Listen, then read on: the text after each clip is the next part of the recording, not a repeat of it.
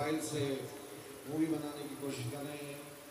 ہمیشہ کی طرح میری ان سے ریکویسٹ ہے کہ آپ کو اگر کوئی مووی کا کلپ یا وائس کلپ چاہیے تو پاک محرم ایسوسیشن کی فیس بک اور PCN کے یوٹیوب چینل پر آپ کو یہ تمام مجالس مل جائیں گی. اور محمد آل محمد صلوات.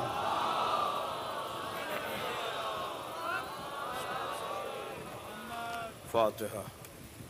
بسم اللہ الرحمن الرحیم. الحمد للہ رب العالمین الرحمن الرحیم مالک یوم الدین ایاک نعبد و ایاک نستعین اهدنا الصراط المستقیم صراط الذین انعمت علیہم غیر المغضوب علیہم ولا الضالین. اللهم صل علی محمد وعلی محمد.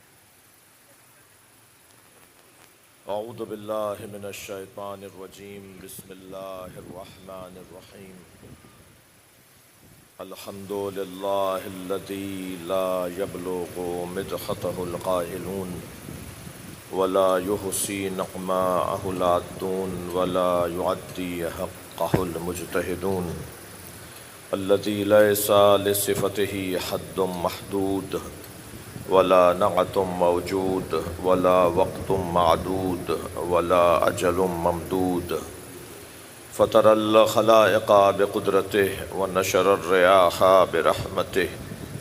الصلاة والسلام على الرسول المسدد المصطفى الأمجد المحمود الأحمد سيدنا ومولانا ومولى الكونين جد الحسن والحسين عاني أبا القاسم محمد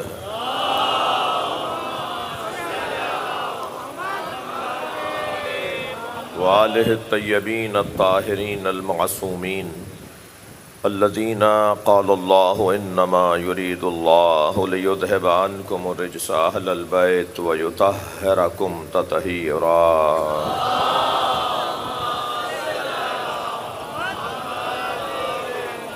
ولعنۃ اللہ علی اعدائہم اجمعین من یوم عداوتہم الی قیام یوم الدین. اما بعد قال الحکیم فی قرآن الکریم. بسم اللہ الرحمن الرحیم.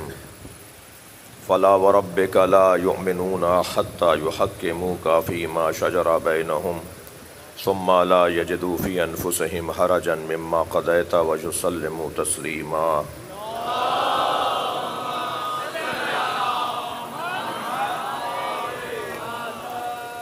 سورہ مبارکہ نساء کی آیہ کریمہ جسے ایک مرتبہ پھر آپ کے سامنے پڑھا. پروردگار عالم اس آیت میں خود اپنی قسم کھا کے اپنی مصطفیٰ کو، اپنے مصطفیٰ نبی کو، اپنے مجتبی نبی کو امت کے لیے حکم قرار دے رہے ہیں.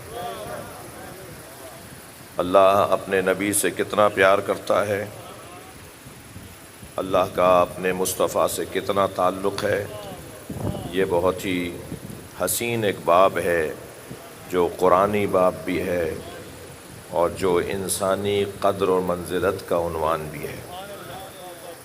اللہ نے انسانوں پر کتنا کرم کیا ہے کہ اپنے معشوق کو، اپنے محبوب کو جس پیکر میں ڈھالا ہے وہ انسانی پیکر ہے.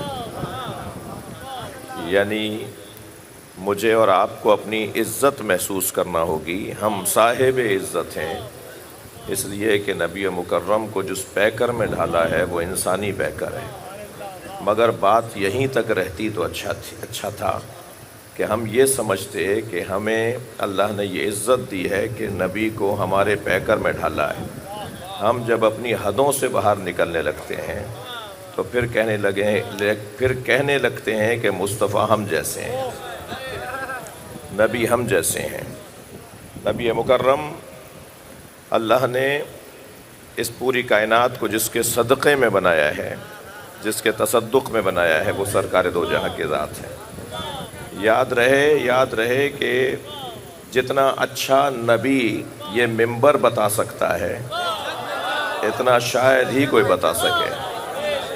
اس لیے کہ ہمارے پاس وہ مقام مصطفیٰ بھی ہے جو علی نے بیان کیا ہے، جو امام حسن نے بیان کیا ہے، جو جناب زہرا نے بیان کیا ہے. اصحاب کی انجمن ہے. رحلت نبی مکرم کے بعد ایک صحابی محترم کی آواز آئی، یا علی صف لنا نبینا کأننا نراہ. یا علی ہمارے سامنے نبی کے صفات کو، کمال کو، شمائل کو بیان فرمائیں، اور ایسے بیان فرمائیں کہ گویا ہم انہیں دیکھ رہے ہیں. یعنی مولا علی سے فضائل نبی بھی سننا چاہتے ہیں. صلوات پڑھ لیں ذرا محمد و آلہ.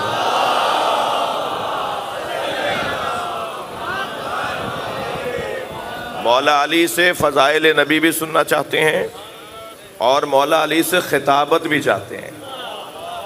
ہاں ایسے بیان فرمائیں کہ گویا ہم انہیں اپنی آنکھوں سے دیکھ رہے ہیں. یہ ہنر خطابت کا ہے نا، کہ بات کو جب بیان کیا جائے تو اسی ماحول میں مجمع پہنچ جائے. یہ خطیب کا ہنر ہونا چاہیے. میرے لیے دعا کیجئے. آپ صلوات پڑھیں ذرا محمد و آل محمد.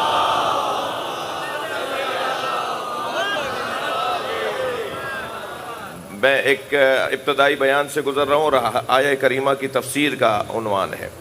آیت میں اللہ نے اپنے نبی کی عظمت کو بیان کیا ہے. اپنی قسم خود کھا کر یہ کہا ہے کہ میں نے تمہیں امت میں حکم قرار دیا ہے. تو اب جس سے اتنا پیار ہے، جسے وہ ہر جگہ حاکم دیکھنا چاہتا ہے، جسے وہ ہر جگہ معظم دیکھنا چاہتا ہے، ہر جگہ اعلیٰ اولیٰ اور عرفہ دیکھنا چاہتا ہے. تھکے ہوئے نہیں ہے تو جملہ کہوں، ہر جگہ اعلیٰ اولیٰ عرفہ و مولا دیکھنا چاہتا ہے. وہ چاہتا یہ ہے، وہ اللہ یہ چاہتا ہے کہ ہر جگہ میرے نبی کی بات ہو. حتیٰ اپنی بات سے پہلے وہ نبی کی بات کرواتا ہے. میں ایسے ہی نہیں بول رہا، کہہ چکا ہوں اس ممبر سے، قل هو اللہ احد. هو اللہ احد بعد میں ہے، قل پہلے ہے. پہلے میرے مصطفیٰ کو سنو تاکہ میں سمجھ میں آؤں. وہ چاہتا یہ ہے کہ کسی طرح میرے نبی کی عظمت امتیوں کے اندر، انسانوں کے درمیان روشن رہے. اور اس انداز سے اللہ اکبر، میں تو نبی کی بات کر رہا ہوں. نبی سے جس کا بھی تعلق گہرا ہوگا نا، وہ صاحب عظمت ہو جائے گا. نسبت ساری نبی کی ہے، نسبت ساری نبی کی ہے. جو بھی نبی سے قریب ہوگا وہ علیہ السلام ہو جائے گا، اور جو بھی نبی سے دور دور رہے گا اسے اللہ بھی کچھ کہتا ہے اور ہم بھی کچھ کہہ دیتے ہیں. جی نبی مکرم کی نسبت ہی سب سے عظیم نسبت ہے. تو وہ میں اپنی زبان پر ایک تاریخ کا ایک جملہ لے آیا، تو اسے ذرا آپ کے سامنے بیان کر دوں تو اچھا ہے. کہ اصحاب نے کہا یا علی صف لنا نبینا، یا علی ہمیں نبی ایسے بیان فرمائے کأننا نراہ، گویا ہم اپنی آنکھوں سے دیکھ رہے ہیں. تو مولا علی نے خطبہ ارشاد فرمایا. لگتا ایسا ہے جیسے علی تو اس کے انتظار میں تھے. سب سے زیادہ جو علی مولا کا پسندیدہ مضمون ہے نا بھائی، یہاں صاحبان دقت بیٹھے ہوئے ہیں، مجلس سننے والے، مجلس پڑھنے والے لوگ بھی بیٹھے ہوئے ہیں. ہر خطیب کا ایک قبضے کا مضمون ہوتا ہے. ہاں یہ لفظ پہلے بولا جاتا تھا، ہر خطیب کا ایک قبضے کا تخصص ہوتا ہے نا، خاص مہارت ہوتی ہے کسی مضمون پہ بات کرنے کی. مؤلفین کے ہاں بھی ایسا ہی ہے، مصنفین کے ہاں بھی ایسا ہی ہے کہ وہ خاص موضوع پر ان کا کام ہوتا ہے، خاص موضوع پر ان کی تحقیق ہوتی ہے. اس موضوع پر وہ کتاب لکھتے ہیں تو زیادہ اچھے لکھتے ہیں. کوئی اور مقالہ دے دیا جائے، کوئی اور موضوع دے دیا جائے تو بہرحال لکھ تو دیں گے، مگر کہتے ہیں نا یہ ان کے قبضے کا مضمون تھا. تحریر بتا رہی ہے کہ اس موضوع پہ ان کا کام نہیں تھا. ایسے ہی خطابت کے اندر بھی ہے کہ کون سے موضوع پر خطابت یہ اچھا کرتے ہیں. اب مثلاً اظہر حسن زیدی صاحب نے جو مباہلہ پڑھا ہے تو اردو زبان میں تو شاید ہی کسی نے پڑھا ہو. جی مثلاً حافظ کفایت صاحب نے معراج جو پڑھی ہے، نبی مکرم کی معراج پہ 3 گھنٹے کا خطاب. سرکار دو جہاں کی معراج بیان ہو رہی ہے اور ابھی سرکار کے جانے کا سفر مکمل نہیں ہوا، واپس آنے کی تو بات ہی رہ گئی. مثلا اس معیار کی گفتگو. ایسے ہی مؤلفین اور مصنفین کے اندر بھی ایسے ہی ہے. توجہ ہے نا حضرات کی کہ علامہ مجلسی جب کوئی بات لکھیں گے تو حدیثوں سے ہمیں استفادہ ملے گا، اور اگر علامہ محمد حسین طباطبائی کوئی بات لکھیں گے اور بولیں گے تو فلسفہ ہی فلسفہ ملے گا. ایسا ہی ہے. مثلا آیت اللہ خوئی اگر کوئی بات کریں گے تو اصولوں اور قاعدوں اور فارمولوں پر بات کر رہے ہوں گے. تو ہر ایک خطیب کا اپنا ایک انداز ہوتا ہے اور ایک قبضے کا مضمون ہوتا ہے۔ امیر المومنین نے اپنے سینے پہ ہاتھ مار کے فرمایا انا اخطب الخطباء، میں خطیبوں میں سب سے بڑا خطیب ہوں۔ کبھی کبھی اس مضمون پر بات ہو کہ علی نے خود اپنی زبان سے اپنے بارے میں کیا کیا فرمایا ہے، یعنی علی بے زبان علی بھی بات بتائی جائے، مولا نے خود اپنے بارے میں کیا فرمایا۔ ان میں سے ایک جملہ میں نے آپ کو سنا دیا، مضمون میں تھا، بات آ رہی تھی۔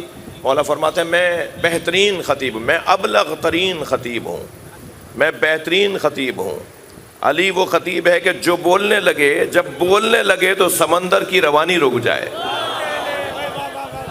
اور جب بولنے لگے تو سمندر ایسا سیل بن کے چلے کہ سامنے آنے والا بہہ جائے۔ لہٰذا جب خطبہ دیتے ہیں مولا علی تو ایسا بھی ہوتا ہے کہ بہروں کو کان مل جاتا ہے، اور ایسا بھی ہوتا ہے بیمار دلوں کی موت واقع ہو جاتی ہے۔ یہ واقعہ جی توجہ ہے آپ، یعنی ایسا بھی منظر بنے ہیں، ایسے منظر بھی بنے ہیں۔ تو اب مولا سے سوال ہو رہا ہے یا علی بتائیے نبی کیسے تھے، نبی کو ہمیں بتائیے۔ تو حضرت نے ایک طویل مفصل، میں جملہ کہہ رہا تھا نا کہ قبضے کا مضمون مولا علی کا، مولا علی کے قبضے کا مضمون یا اللہ ہے یا سرکار دو جہاں ہے۔ یا علی توحید پر خوب بولتے ہیں، یا علی بات کرتے ہیں تو نبی مکرم سے متعلق خوب سچ کر بات کرتے ہیں، دل سے بات کرتے ہیں۔ ایسا لگتا ہے جیسے علی چاہتے یہ تھے کہ تم یہ بات مجھ سے سنو۔ تو پورا خطبہ دیا، اس کے آغاز میں آپ نے فرمایا کہ لِكُلِّ عُضْوٍ عَلَى مُعْجِزَةٍ، اللہ نے نبی کے بدن مبارک کو، ہر عضو کو ایک معجزہ عطا کیا۔ سارے منہ سر سے لے کر ناخن پا تک مولا علی نے معجزے بیان فرمائے۔ سرکار کے بالوں کے معجزے کیا تھے، سرکار کی پیشانی مبارک کیسی تھی، آپ کی ابروئے مبارک کیسی تھی، آپ کے مشگان کیسے۔ صلوات پڑھ لیں ذرا محمد وآل میں۔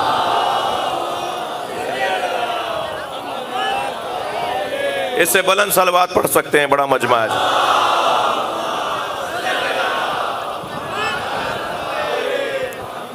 ایک اور بلند صلوات نبی کی ذات۔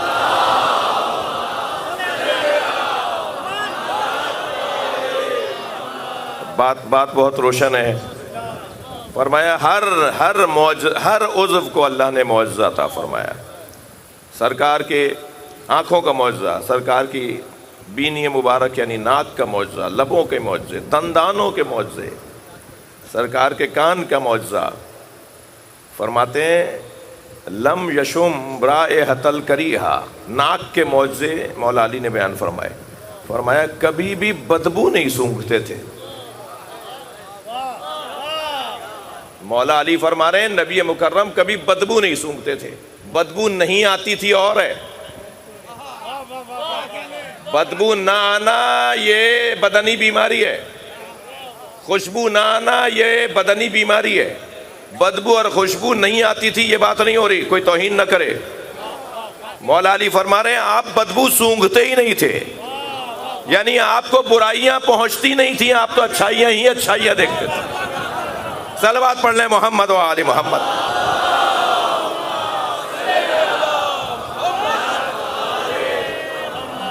بات روشن ہے۔ نبی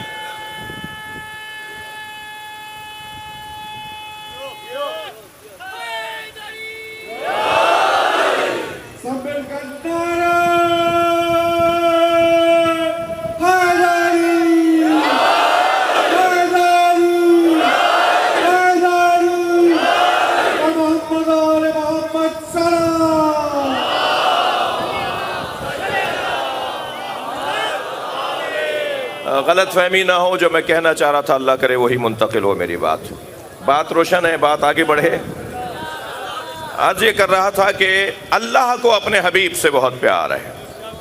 اس پوری کائنات میں مجھے تو میر صاحب کبھی کبھی احادیث پڑھتے ہوئے ایسا لگتا ہے جیسے اللہ کو سوائے نبی کے کوئی نظر ہی نہیں آتا۔ یعنی قرآن میں اگر آپ دیکھیں تو کوئی ایک پیغام، کوئی ایک علم، کوئی ایک معرفت کی بات جو بغیر نبی کے ہم تک پہنچی ہو.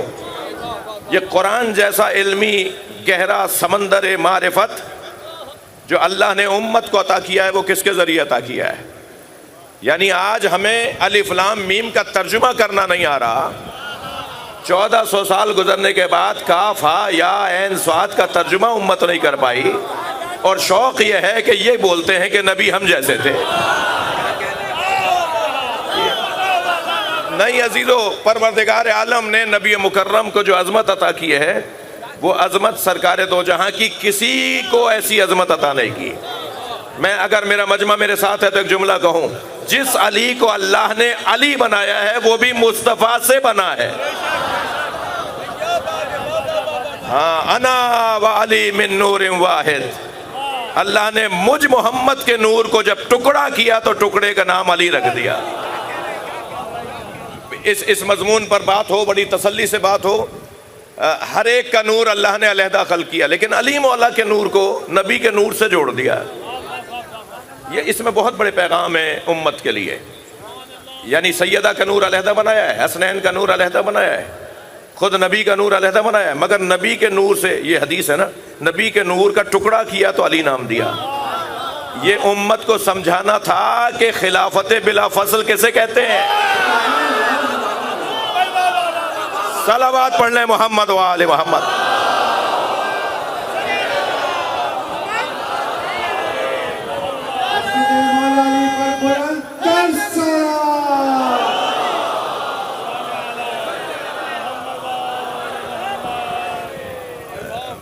تو حضرت نے پہ بڑا حسین خطبہ ہے جو جس میں نبی مکرم کے فضائل کو بیان فرمایا. اس نبی مرسل، اس نبی محبوب اور معشوق کو اللہ قرآن میں اس انداز سے یاد کر رہا ہے. اے میرے مصطفیٰ تمہارے رب کی قسم، اے میرے حبیب تمہارے رب کی قسم. اچھا، میرا تو دل ہی نہیں کر رہا نا اس وادی سے باہر نکلنے کو. آپ ذرا دیکھیے تو صحیح. میں اگر فرض کریں وقار بھائی تشریف فرمائیں، میر صاحب تشریف فرمائیں، شخصیات مجھے کچھ دور سے سمجھ میں آ جاتی تو میں ان کو بھی یاد کرتا کہ مثلا میں اگر میر صاحب سے بات کروں تو میں آپ کہہ کے، جناب کہہ کے بات کروں گا نا. یہ خود ایک پیغام ہوتا ہے، کہ اشارہ ہوتا ہے کہ یہ ان کا ادب کر رہے ہیں. ٹھیک ہے. نبی مکرم کا پروردگار عالم نے قرآن مجید میں صرف 4 جگہ نام لیا ہے. نام لے کر بات کرنا، میں کچھ کہنا چاہ رہا ہوں، اللہ کرے میری بات منتقل ہو جائے. پورے قرآن میں صرف 4 جگہ محمد پکارا ہے، ورنہ کبھی نام لے کر بات نہیں کرتا. کبھی طٰہٰ، کبھی یاسین، کبھی مزمل، کبھی مدثر، اور اکثر بات کرتا ہے تو یا ایھا الرسول. حتیٰ نبی سے منسوب لوگوں کو بھی یاد کرتا ہے تو یا ازواج النبی، یا بنات النبی. یعنی ادب اور احترام اور پیار اور محبت. اور اگر بہت زیادہ بات ہوتی ہے تو ضمیر مخاطب کے ساتھ اللہ بات کرتا ہے نبی مکرم سے. اسی آیت میں آپ لے دیجئے، هو الذی انزل علیک الکتاب. اب یہ نہیں کہا هو الذی انزل علی محمد، نہیں کہا. وہ اللہ جس نے آپ پر کتاب کو نازل کیا ہے. کیا انداز ہے اللہ کا بات کرنے کا. یعنی اگر میں اپنے عزیزوں سے اتنا کہہ دوں کہ اگر تمہیں یہ شوق ہے نا کہ نبی مکرم کو اپنی آپ سے مقایسہ کرو تو قرآن پڑھ لو، اللہ کا ڈھنگ دیکھ لو، تم مسلمان ہو جاؤ گے.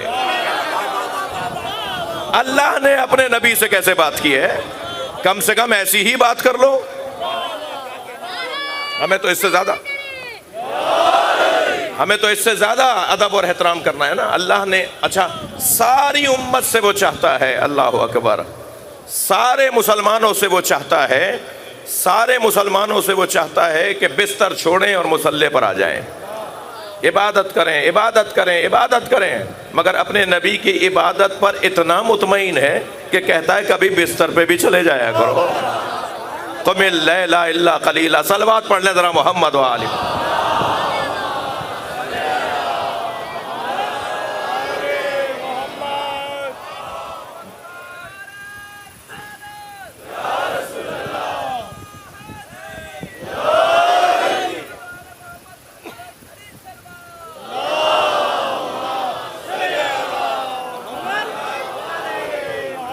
عزیزو یہ بحث اور یہ گفتگو تو اتنی اللہ پسند گفتگو ہے، علی پسند گفتگو ہے جی، اور زہرا سیدہ زہرا پسند گفتگو ہے۔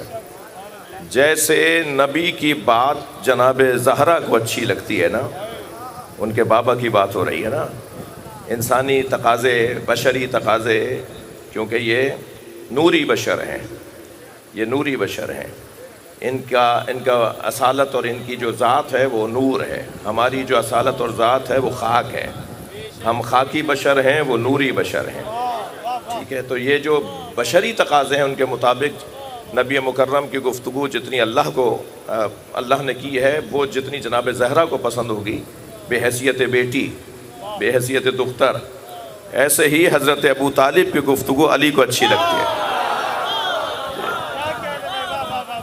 ایک اجلاس میں تھا، وہاں ہم تو اپنا احتجاج مسلسل ریکارڈ کرا رہے تھے، مگر اکثریت کچھ اور دوستوں کی تھی، تو حضرت ابو طالب پہ ایمان پر منفی گفتگو ہو رہی تھی، اور ان میں سے ایک جو بزرگ، ایک دیوبندی عالم دین تھے، وہ بزرگی کی وجہ سے ذرا دراز کشیدہ کیفیت میں تھے، یعنی انہوں نے خود کو استراحت کی کیفیت میں تھے۔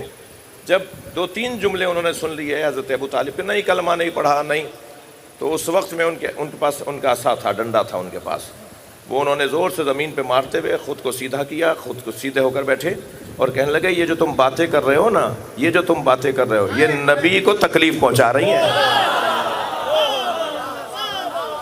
یہ جو تم حضرت ابو طالب کے ایمان پر صلوات پڑھ لیں ذرا نبی کے ذات پر،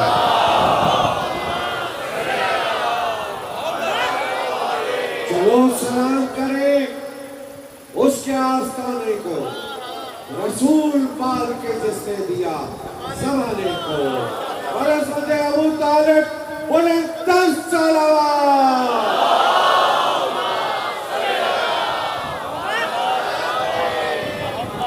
عزیزان گرامی، بحث ہماری بہت روشن ہے کہ اللہ نے اپنے حبیب کو امت میں اختلاف کی صورت میں حکم قرار دیا ہے، اور نبی مکرم نے ہمارے لیے بہت روشن فیصلے کر دیے، یعنی جس مسئلے پر اختلاف ممکن تھا اسے پہلے سے ہی ایسے بیان کر دیا کہ اختلاف کی گنجائش ہی نہ رہے، اور اگر بعد میں اختلاف ہوا بھی تو اس کا انجام ایسا ہوا تاکہ امت کو عبرت حاصل ہو جائے۔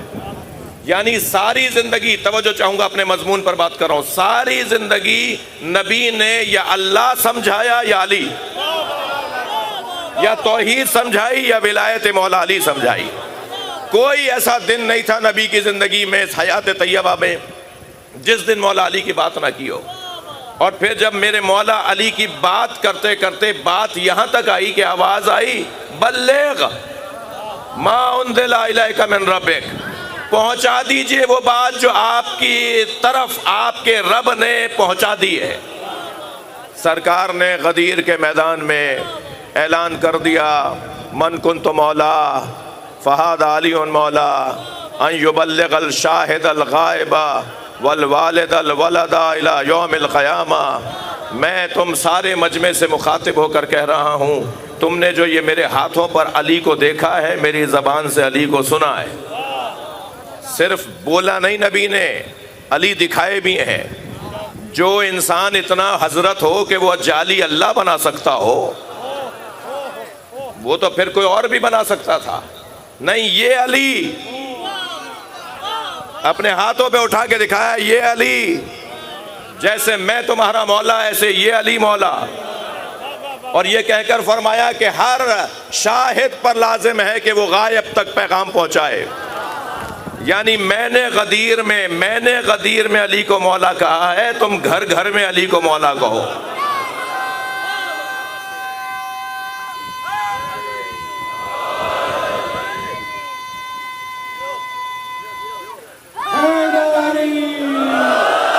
بھائی مولا علی کی ولایت کی بات پر بھی اگر یہ منظر نہیں بنے گا تو پھر کب بنائیں گے آپ؟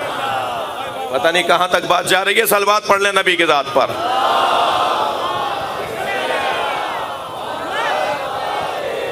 فرمایا ہر شاہد پر واجب ہے کہ وہ غائب تک پہنچائے، اور ہر والد پر واجب ہے کہ وہ ولد تک پہنچائے۔ یعنی اگر میں یوں کہہ دوں کہ ہمیں ہماری اولاد کو جو پیغام دینے کا نبی نے عنوان دیا ہے کہ اپنے بچوں کو کیا پڑھانا ہے، میں کہتا ہوں 50 لاکھ چیزیں پڑھائیے مگر علی ضرور پڑھائیے۔ اپنے بچوں کو علی ضرور پڑھائیے، اپنے بچوں کو مولا کے فضائل ضرور پڑھائیے۔ وہ بات ختم ہو گئی، وہ بات فضول ہے کہ کب تک علی کا تذکرہ ہونا ہے۔ جب تک تم مسلمان ہو تم پہ واجب ہے اللہ کے ساتھ علی کا تذکرہ کرو، یہ نبی کا فرمان ہے۔ اور پھر جب اعلان ہو گیا تو فرمایا کہ ہر شاہد غائب تک پیغام پہنچائے۔ دقت چاہوں گا آپ سے، پہلے تو سوال یہ ذہن میں آتا ہے کہ یہ اعلان سرکار نے مکے میں کیوں نہیں کیا؟ مکہ مکرمہ میں حضرت حج کے لیے تشریف لے گئے تھے، سرکار حج کے لیے وہاں موجود تھے، وہیں پر اعلان فرما دیتے۔ مگر عزیزان گرامی، اس لیے یہ اعلان وہاں اللہ نے نہیں کروایا کیونکہ سرکار تو منتظر تھے، وہاں آ جاتا، وہاں کہہ دیتا اللہ تو وہاں پہنچا دیتے، لیکن خود اللہ نے مکے میں اعلان نہیں کروایا، اس لیے کہ جو مکے کا حاجی ہوتا ہے وہ مختلف مناسک میں مصروف ہوتا ہے۔ کوئی مزدلفہ میں ہے تو کوئی پھر عرفات میں ہے تو کوئی پھر منی میں ہے تو پھر حالت طواف میں ہے، کوئی حالت سعی میں ہے، اور جیسے ہی حج مکمل ہوگا تو سب مکہ چھوڑ کے اپنے گھروں کی طرف جا رہے ہوتے ہیں۔ تو کیونکہ حالت حج میں کوئی کہتا کہ میں تو وہاں نہیں تھا، میں نے تو یہ سنا نہیں، توجہ ہے بات کی۔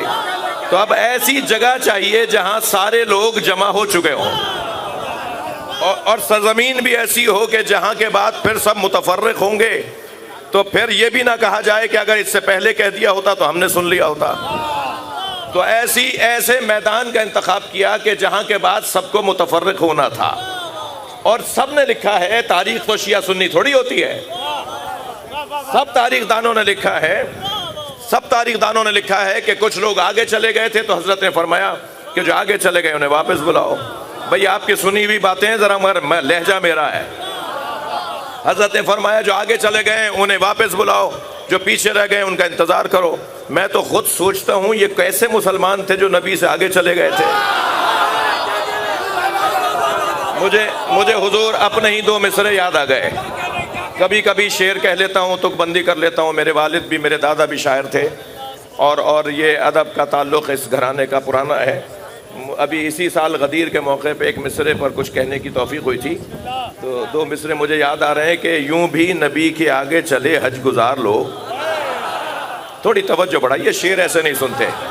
یوں بھی نبی کے آگے چلے حج گزار لوگ، کیونکہ نہیں تھے مالک اشتر غدیر میں۔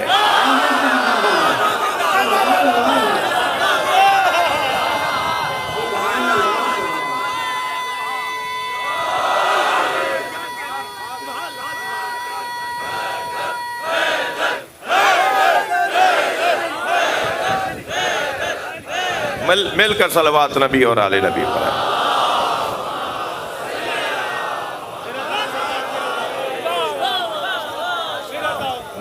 جی یوں بھی نبی کے آگے چلے حج گزار لوگ، کیونکہ نہیں تھے مالک اشتر غدیر میں، اور ذکر میں شرکت نہیں ممکن۔ دوسرے کلام کا مطلب، ذکر میں شرکت نہیں ممکن مقدر کے بغیر۔ جی ذکر میں، یہ ذکر ہو رہا ہے نا، ذکر میں شرکت نہیں ممکن مقدر کے بغیر، آ غدیری ذوق لے کے بغض حیدر کے بغیر۔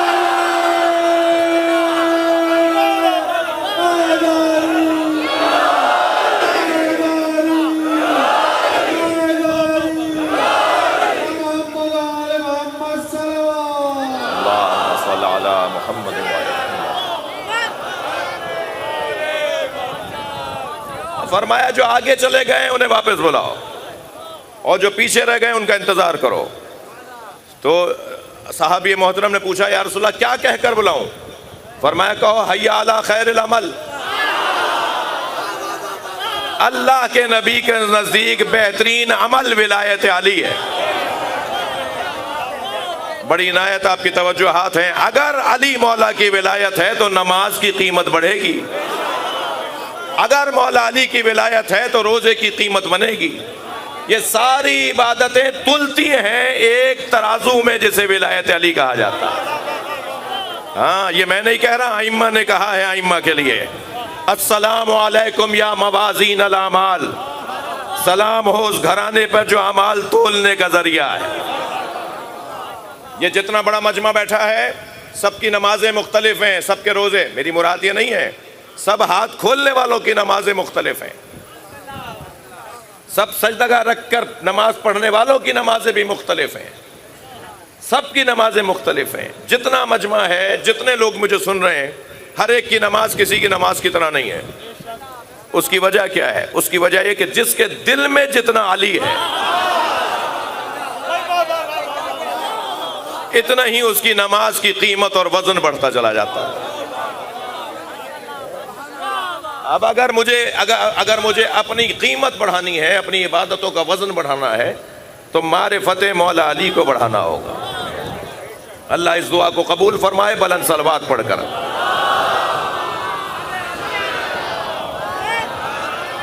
جو کل کا مددگار ہے، ہم کو بھی اس سے پیار ہے،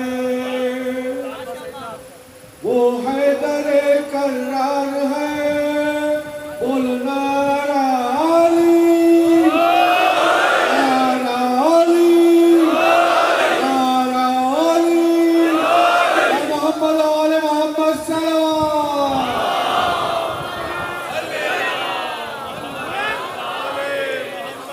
توجہ میرے ساتھ ہے آپ حضرات کی؟ تھوڑا غدیر میں آپ کو رکھنا چاہ رہا ہوں اپنے ساتھ. اور پھر اعلان ہوا کہ سب جمع ہو جائیں، اور پھر سب کو نبی مکرم نے روکنے کا بھی جیسا. اچھا، نبی کا تو کوئی قول کوئی فعل بغیر وحی الہی کے نہیں ہے نا. تو جو اہتمام نبی غدیر میں کر رہے ہیں نا، آپ نے بھی یہ مجلس کا انعقاد کیا ہے تو اہتمام کیا ہے نا. ساؤنڈ سسٹم، پنکھے، یہ ٹینٹ، یہ سبیلیں ہیں، یہ ہمارے دوستوں نے، پاک محرم کے عزیزوں نے اہتمام کرنا پڑتا ہے نا. ایسے ہی محفل جب آپ کرتے ہیں تو سجاتے ہیں. اس وقت کالے کپڑے ہیں، کالے چادر ہیں، کالے رنگ کے پردے ہیں، اور پھر ذرا رنگ برنگے اور رنگین ہوتے ہیں، ایسا ہی ہے تو سجاتے ہیں نا کام کو. تو یہ جو مجلس اور محفل کو سجانے کا کام ہے نا، یہ سنت نبی ہے. اس لیے کہ نبی مکرم نے بھی غدیر میں جشن ولایت علی کو سجایا ہے، حتیٰ درختوں کی ٹہنیاں کٹوا دیں. سرکار نے، کوئی اور بھی کام ہو سکتا تھا لیکن نبی کی حکمت، حضرت نے سب کے اونٹوں سے پالان اتروائے اور ان کو ایسے سجایا گیا، باقاعدہ اسٹیج بنایا گیا. محفل کی بات کر رہا ہوں میں، میلاد کی بات کر رہا ہوں. تو باقاعدہ ایک ممبر بنایا گیا، ایک اسٹیج بنایا گیا، اتنی جگہ بنائی گئی کہ جس پہ سرکار کھڑے ہو کر اعلان کر سکیں. اور آپ نے وہاں اعلان کیا، اور اعلان سے یعنی لمبا اور طویل خطبہ دیا، اور اس کے بعد فرمایا کہ الست اولیٰ بالمؤمنین من انفسہم، کیا میں تو مومنین کی جانوں پر یہ بھی ہے اور یہ بھی ہے، الست اولیٰ من انفسکم، الست اولیٰ بانفسکم، میں تم سے زیادہ تمہاری جانوں پر حق نہیں رکھتا. جب سب نے کہا ہاں ایسا ہی ہے. آپ اچھا کیا کیا تھا؟ ہر کچھ فاصلے کے بعد، مجمع بہت بڑا تھا جی، آپ تصور کریں 1 لاکھ کا مجمع، تو حضرت نے ہر کچھ مائک تو اور یہ نظام تو تھا نہیں، اور معجزے سے کام ہونا نہیں تھا. یہ تو مسلمان کھڑے تھے نا، مسلمانوں کو تھوڑی معجزہ دکھایا جاتا ہے. میں مولائیوں سے کہہ رہا ہوں خبردار، جب پریشانیاں بڑھیں نا تو مولا عباس سے معجزہ مت مانگا کرو. معجزہ اپنے نہیں مانگتے، اپنے تو مانتے ہیں. جو اہل بیت کے چاہنے والے ہوتے ہیں وہ معجزوں کی بنیاد پر نہیں مانتے.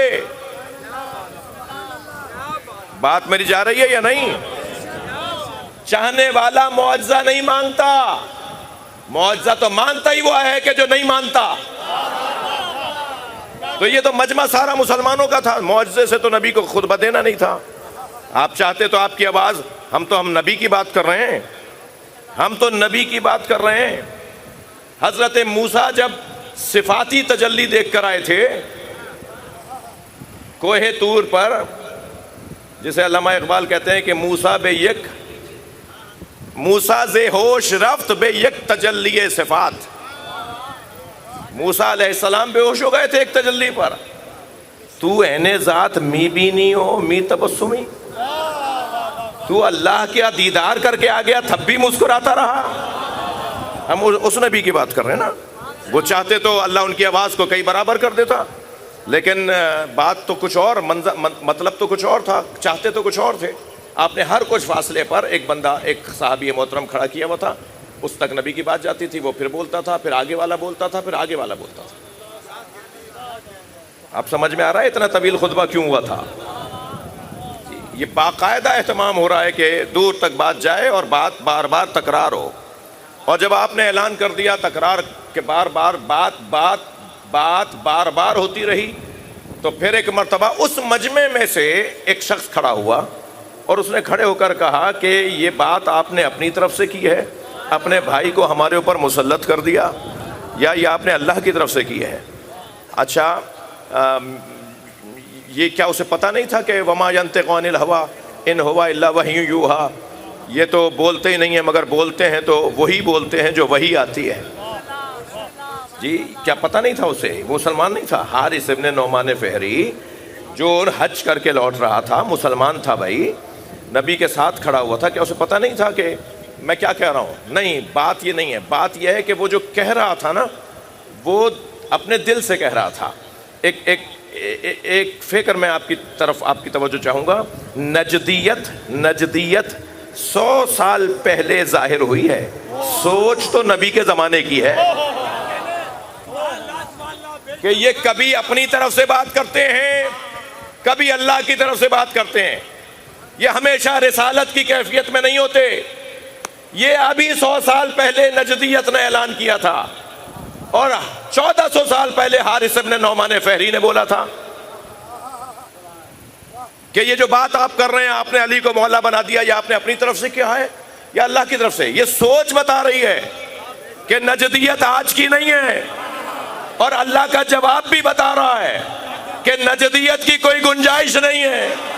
صلوات پڑھ لیں محمد و آل محمد پر.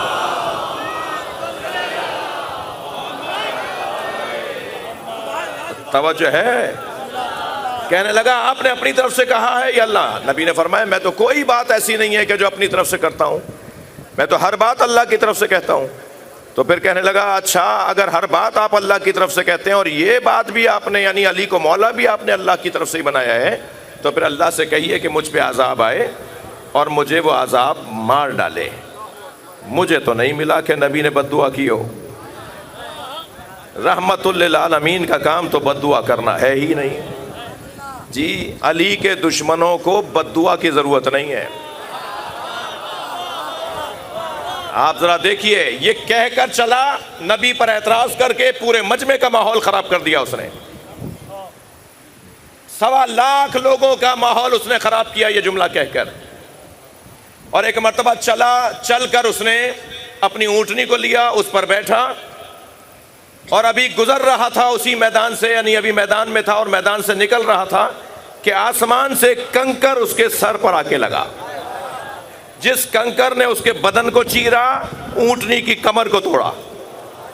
توجہ چاہوں گا.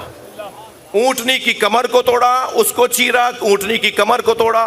اللہ سے ہاتھ جوڑ کر کہوں گا یا اللہ، بے ادبی، اعتراض، گستاخی تو حارث ابن نعمان فہری نے کی تھی، اس جانور کا کیا قصور تھا؟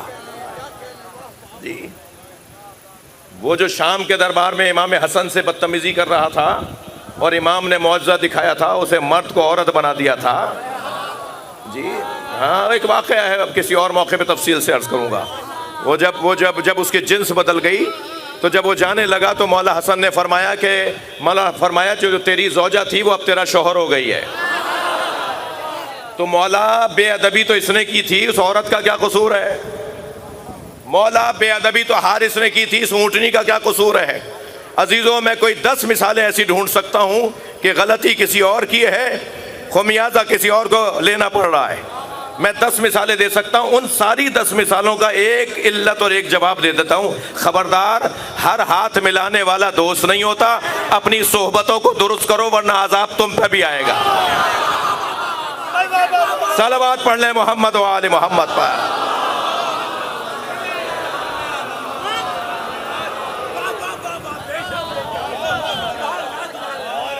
توجہ کر رہے ہیں آپ حضرات؟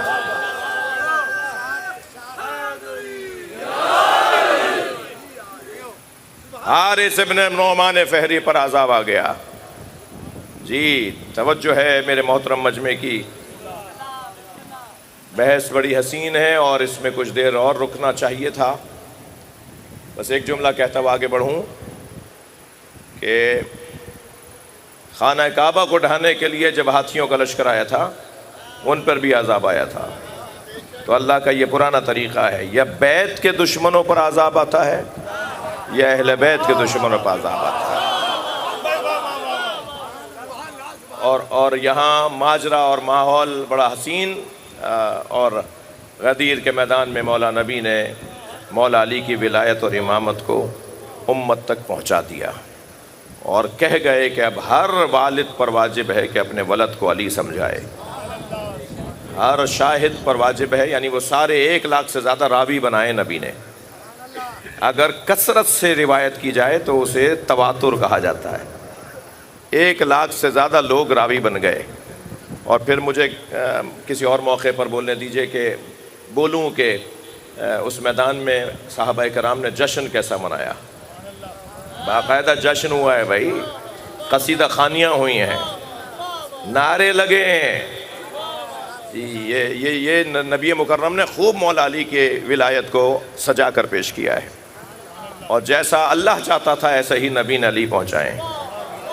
اور یہ آپ کا کام، یہ میرا کام، یہ اس وقت آپ کا سننا، یہ میرا بولنا، یقین جانیے یہ اللہ اور اللہ کے نبی کو پسند ہے.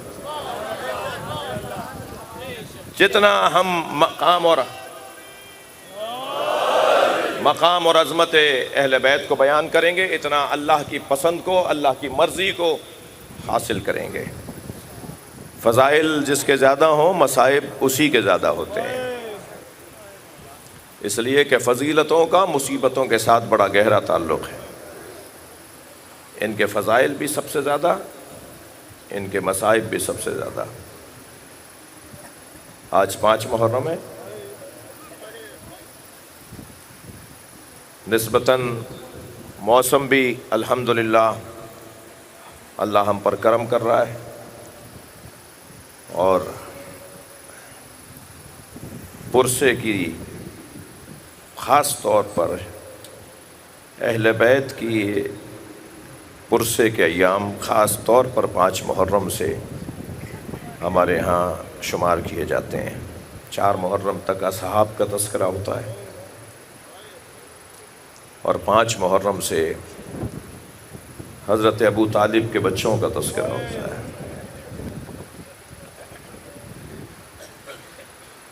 56 آل ابو طالب شہید ہوئے ہیں کربلا میں. حضرت ابو طالب کے پوتے، بیٹے، بیٹوں کے بیٹے، بیٹوں کے پوتوں کے بیٹے، آل ابو طالب کربلا میں 56 کی تعداد میں، 72 میں 56 ایک گھر کے لوگ شہید ہوئے. اور کوئی ایسا سن و سال نہیں ہے کہ جو کربلا میں امام حسین پہ قربان نہ ہوا ہو. 82 سال کے بزرگ سے لے کر 6 مہینے کے بچے تک، 6 ماہ علی اصغر سے لے کر اور 82 سال کے بزرگ حبیب ابن مظاہر تک. خواتین میں بھی کوئی رشتہ ایسا نہیں ہے جو امام حسین کے ساتھ کربلا میں امام نہ لائے ہوں، نہ آیا ہو. حضرت امام باقر مولا حسین کے پوتے ہیں، 3 سال کے سن میں ہیں اس وقت کربلا میں.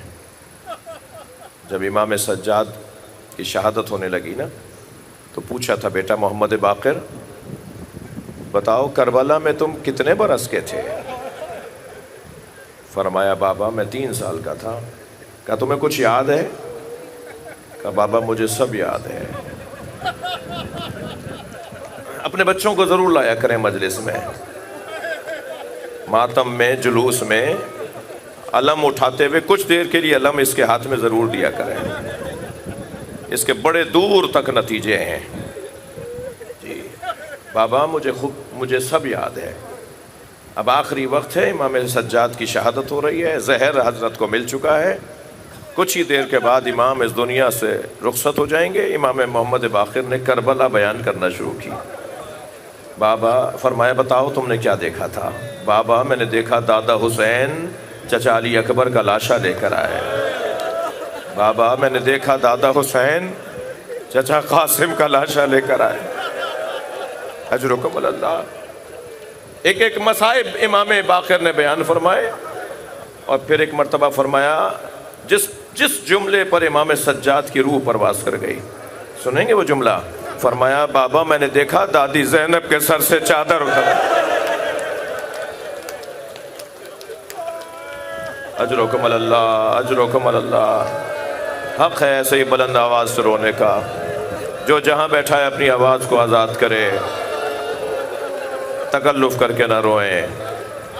آپ کا یہ بگڑا ہوا چہرہ جناب زہرا کو اچھا لگتا ہے، آپ کی آنکھوں سے ٹپکنے والے آنسو جناب زہرا کے رومال کا حصہ بنتے ہیں۔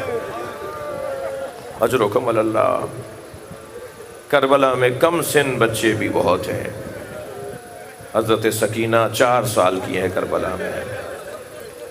آپ بچوں والے بیٹھے ہیں، اولاد والے بیٹھے ہیں، جن کے گھروں میں بیٹیاں ہیں، بچیاں ہیں، وہ سمجھ سکتے ہیں کہ امام حسین پر کیا گزر رہی تھی۔ جب کبھی آپ گھر میں جائیں اور گھر میں 4 بچے ہوں، آپ گھر کے بچوں کے لیے ٹرافیاں کوئی چیز کھانے کے لیے ان کے لیے لے جائیں، جی ان کے پسند کی چیزیں لے جائیں، تو آپ پہلے سب سے چھوٹے بچے کو دیتے ہیں نا، اور بڑے بچوں کو جو اس کی نسبت بڑے ہوتے ہیں انہیں یہ تسلی ہوتی ہے کہ پہلے چھوٹے کو ملے گا پھر بڑوں کو ملے گا۔ جب مولا حسین علی اصغر کو پانی پلانے لے گئے تو سارے بچوں کو یہ تسلی تھی کہ پہلے علی اصغر پیے گا پھر اور بچوں کو بھی پانی پلایا جائے گا۔ اور جب امام حسین علی اصغر کا لاشا لے کر آئے، امام نے لاشے پہ ابا کا دامن ڈالا ہوا تھا۔ اجرکم اللہ، اجرکم اللہ۔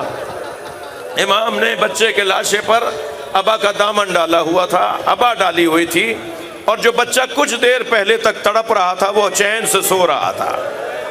یہ چھوٹے چھوٹے بچے خالی کوزے لیے کھڑے تھے۔ عجیب جملہ ملتا ہے کہ جب آتے ہوئے امام حسین کو دیکھا نا تو سب سے پہلے جناب سکینہ کی آواز آئی، بابا میں بھی پیاسی ہوں۔ حسین کیا بتائیں کہ کیسا پانی پلایا ہے؟ اجرکم اللہ، اجرکم اللہ۔ اللہ آپ کو کسی غم میں نہ رلائے۔ حق ہے ایسے ہی رونے کا۔ ایام گریے کے ہیں، ایام پرسے کے ہیں۔ کربلا کے میدان میں جو چھوٹے بچے ہیں ان میں ایک بچہ حضرت امام حسن کا بیٹا ہے جو حضرت قاسم سے بھی چھوٹا تھا۔ جب مولا حسین کے سینے پہ شمر سوار ہوا نا، اللہ کرے مجھ سے بیان ہو جائے، بعض جملے بڑے سخت ہیں مقتل کے، بیان کرتے وقت بہت مشکل ہوتی ہے کہ کیسے اس بات کو بیان کیا جائے۔ میں تو کانپ جاتا ہوں جب حسین کی شہادت کی وہ مقتل کے جملے پڑھتا ہوں۔ وَشِمْرٌ جَالِسٌ عَلَىٰ صَدْرِهِ، کیسے ترجمہ کروں؟ وَأَخَذَ بِاللَّحِيَتِهِ،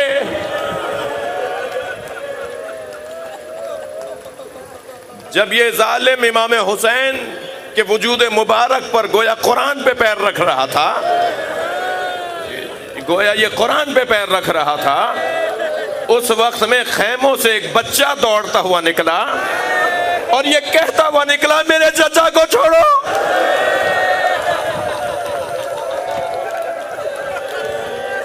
اللہ نہ کرے کوئی گھر ایسا ہو کہ اس گھر کا مرد اپنی زوجہ کو مارتا ہو،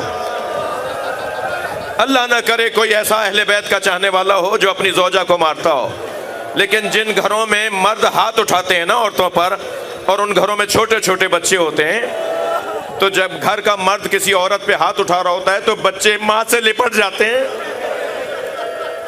اور باپ سے کہتے ہیں میری ماں کو نہ مارو۔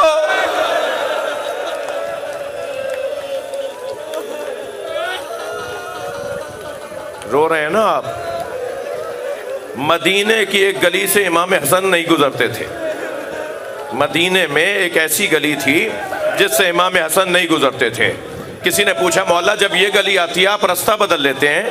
فرمانے لگے میں کم سن تھا, اپنی ماں زہرا کے ساتھ جا رہا تھا, ایک شخص نے میری ماں زہرا پہ ہاتھ اٹھایا تھا, جب اس گلی سے گزرتا ہوں مجھے یاد آ جاتا ہے.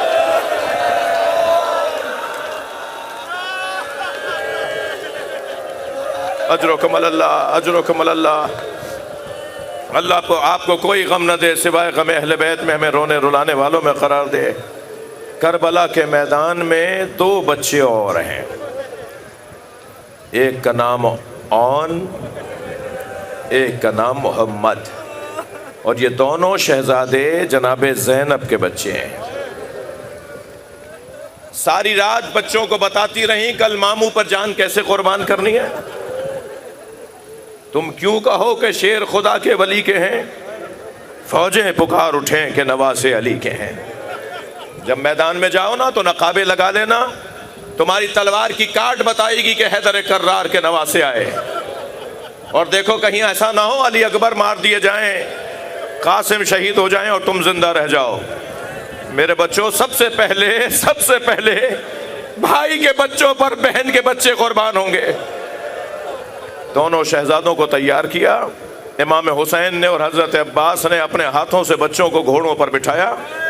دونوں شہزادے میدان میں گئے اور دونوں لڑتے لڑتے دونوں سے ایک دوسرے سے علیحدہ ہو گئے. ایک میمنے کی طرف چلا گیا, ایک میسرے کی طرف چلا گیا. اچانک جناب زینب نے جناب فضہ سے کہا کہ عباس کو بلاؤ. جناب عباس پہنچے. آقازادی آپ نے مجھے یاد کیا ہے؟ فرمایا میں نے سنا ہے یہ بچے لڑتے لڑتے نہر کی طرف چلے گئے, بس تم قریب جا کے اتنی آواز دے دو کہ خبردار یاد رہے حسین پیاسے ہیں. اللہ اللہ. دونوں شہزادوں نے اپنی قربانی پیش کی. محمد کربلا کے میدان میں ہی شہید ہو گئے.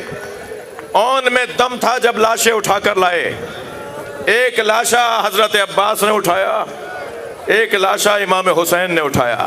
جب خیموں کے پاس آئے نا تو ساری بیویاں تو کھڑی تھیں مگر ان بچوں کی ماں نظر نہیں آئی. اجرکم اللہ. جنہیں رونا آ رہا ہے تکلف نہ کریں, یہ رونے کے ایام ہیں. ایک مرتبہ آواز دے کر کہا بہن زینب کہاں ہے؟ تو بتایا کہ جب اون و محمد کے گرنے کی خبر آئی تھی تو اس وقت سے زینب سجدے میں ہے, اللہ کا شکر ادا کر رہی ہیں. یا اللہ میری قربانی قبول ہو گئی, یا اللہ میری آبرو رہ گئی. جیسے ہی سجدہ مکمل ہوا جناب زینب آئی. امام حسین نے فرمایا بہن ابھی اون میں دم ہے, تمہیں بار بار یاد کرتا ہے. جناب زینب وہاں آئیں جہاں دونوں بچوں کے لاشیں, دونوں بچوں کے بدن رکھے ہوئے تھے. دونوں بچوں کے درمیان خود لیٹ گئیں. ہاں ذرا تصور کریں چھوٹے بچوں کی مائیں کیسے لیٹتی ہیں بچوں کے ساتھ. دونوں بچوں کے درمیان خود لیٹ گئی. ایک کے سر کو اپنے ایک بازو کے نیچے لیا.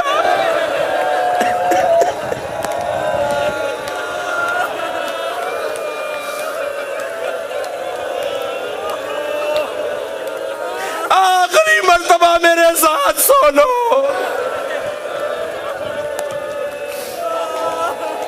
آن بار بار آنکھیں کھول کے ماں کو دیکھتے ہیں.